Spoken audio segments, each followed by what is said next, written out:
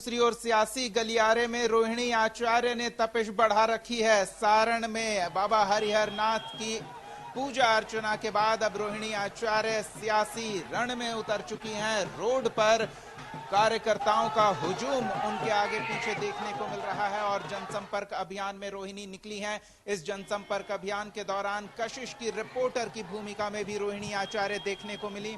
जब उन्होंने कशिश का माइक पकड़ा और फिर रिपोर्टर की भूमिका में नजर आने लगी। रोहिणी ने कशिश न्यूज का माइक थामा और रिपोर्टिंग करने लगी। उन पर फूलों की बारिश होती रही पूरे रास्ते, जय जयकार होते रहे।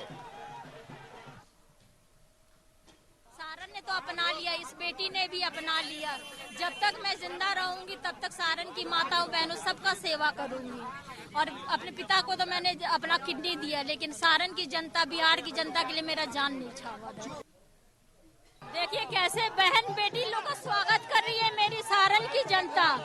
इतना प्यार जैसे मेरे पिताजी को मिलता था वैसे ही आज मुझे मिल रहा है। मैं बहुत खुश हूँ और इनका ऋण मैं कभी चुका नहीं सकती।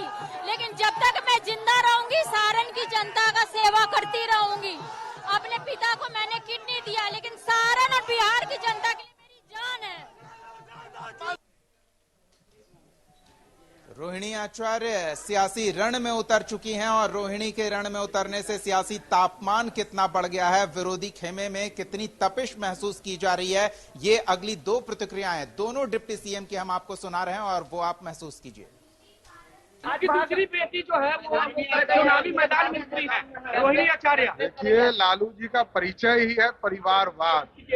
हम लोग ये चिंतित हैं कि लालू जी ने दो बेटा दो बेटी को तो उतार दिया, हमारी 5 बहनें बच गई है, उनको कब उतार की बेटी का सम्मान नहीं। और जो बेटी दूसरे जगह बहू बन गई, सिंगापुर चली गई, वो सिंगापुर से बिहार में उम्मीदवार बनने जा रहे हैं। तो बिहार की जनता तय करेगी कि जो सही में बिहारी है और बिहार के प्रति सजग है, बिहार के प्रति समर्पित है, उसके साथ चले या बिहारी सिंगापुर में जाकर के सिंगापुर की सेवा करे। ये निर्णय बिहार की जनता लेगी। तो सुना आपने, जो नेता कुछ दिन पहले ये कहते थे कि लालू यादव को कौन नोटिस करता है, वो नेता सियासी रण में उतरी रोहिणी आचार्य पर प्रतिक्रिया दे रहे हैं, यानी कि नोटिस किया जा रहा है। हमारे सहयोगी अमित सिंह हमारे साथ मौजूद हैं, रोहिणी आचार्य का रोड शो कवर करके आए हैं। तो सबसे पहले तो वहां क्या माहौल था, अमित, ये जानना चाहेंगे।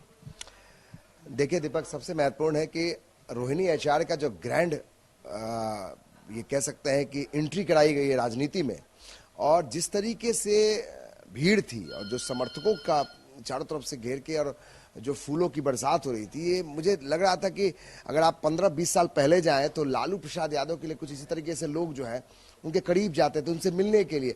रोहिणी आचार्य को लोग इसलिए भी जानते हैं कि लालू यादव राबड़ी देवी की बेटी है। उससे बड़ी बात कि वो सबसे ज्यादा सुपर एक्टिव रही है ट्विटर पे, एक्स पे, और सोशल मीडिया पर कुछ भी हो, चाहे मुख्यमंत्री नीतीश कुमार इधर रहे उधर रहे, किसी को भी वो लिखती जरूर है।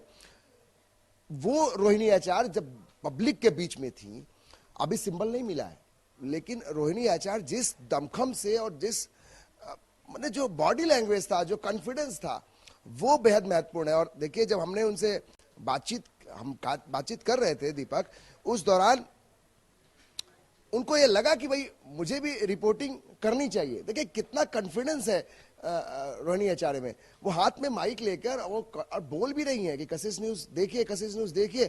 इसका मतलब ये है कि वो मीडिया के हर चीजों को वो देखती है, बखूबी समझती है। अब लालू यादव की दूसरी पीढ़ी जो है उसमें मीशा भारती पहले आ चुकी है, तेजस्वी आ चुके हैं, तेज प्रताप आ चुके हैं, अब बारी रोहिणी आचार्य की है। रोहिणी आचार्य इसलिए भी महत्वपूर्ण है कि आप समझिए, जो पक्ष में थे या विपक्ष में थे, धूल विरोधी थे लालू यादव के, लेकिन लालू यादव जब बीमार थे सिंगापुर में, तो ये संकट मोचक बन के रोहिणी आचार्य सामने आई थी।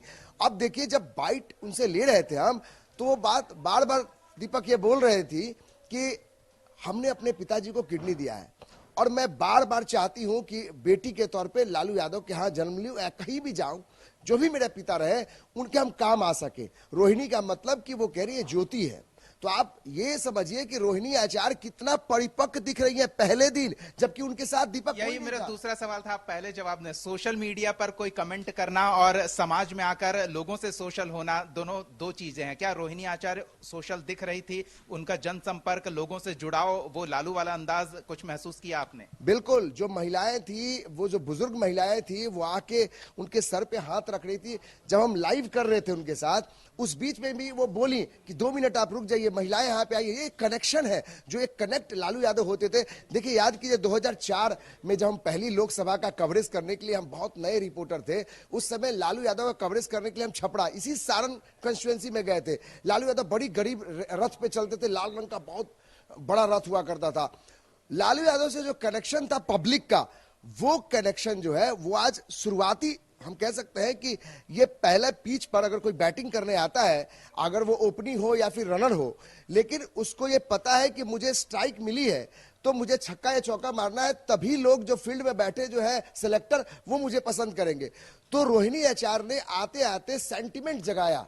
सबसे महत्वपूर्ण है कि जो लालू यादव जेल में रहते सेंटिमेंट जगाया करते थे, लोगों के अंदर एक जिज्ञासा रखते थे कि हम लोग, शायद यही कारण है कि दोनों डिप्टी सीएम अब नोटिस कर रहे हैं। करना ही पड़ेगा।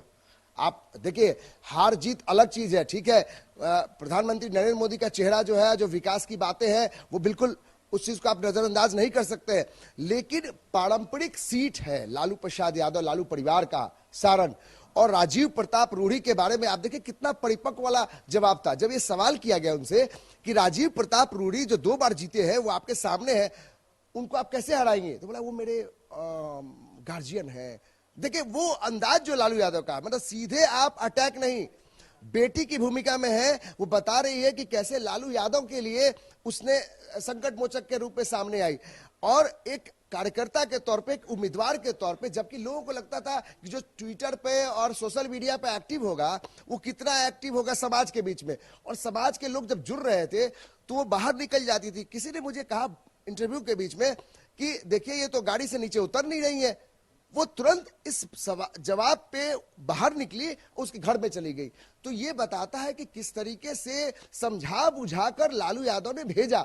और हम ये बात कहने में थोड़ी सी भी हिचक नहीं करते हैं कि जब ये खबर चली तो लालू परिवार का एक सबसे बड़ा सदस्य मुझे फोन किया, राबड़ी देवी उनका नाम है।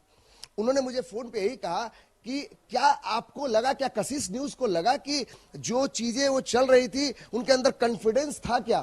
तो आप समझिए कि मॉनिटरिंग हो रही है। राबड़ी देवी और लालू यादव मॉनिटर कर रहे हैं, क्योंकि दोनों आदमी सारण से चुनाव लड़ चुके हैं। मॉनिटर करने के लिए कशिश न्यूज, तो बिहार झारखंड की कोई भी महत्वपूर्ण खबर आपको देखनी हो तो कशिश न्यूज पर जरूर देखें। अमित, बहुत बहुत धन्यवाद, आप हमारे साथ अब बने रहें। फिलहाल ब्रेक का समय हो चला है। ब्रेक के बाद एनडीए खेमे से एक बहुत बड़ी खबर आ रही है, उससे आपको रूबरू कराएंगे। बने रहिए हमारे साथ।